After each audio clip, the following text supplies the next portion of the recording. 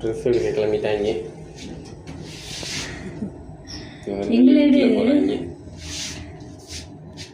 எல்லாருமே லிஃப்ட்டில் போய் கொண்டிருக்கிறோம். வந்துருச்சுன்னு நம்ம சாத்விக் குட்டிக்கு பர்த்டேங்க.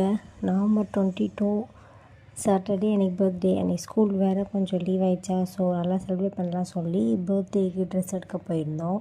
நான் அவ்வளோ நல்லா செலக்ட் பண்ண மாட்டேன், ஸோ டேவிட்டே செலக்ட் பண்ண சொல்லிட்டேன்.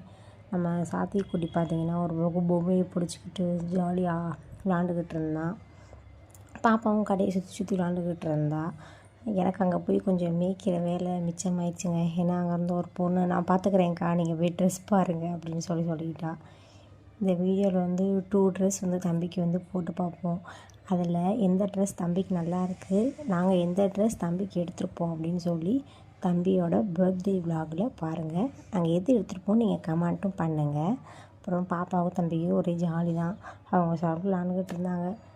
அப்புறம் அவ்வளோதாங்க, பில்லை போட்டு கிளம்பியாச்சு.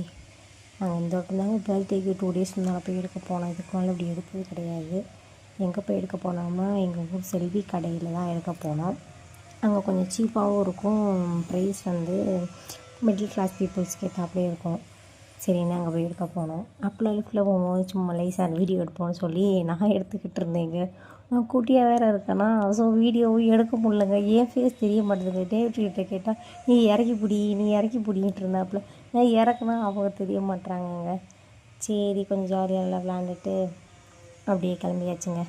வெளியே போய் அப்படியே நம்ம வீடியோவுக்கு ஒரு டாட்டாவை போட்டுட்டு அப்படியே வீட்டுக்கு கிளம்பியாச்சு.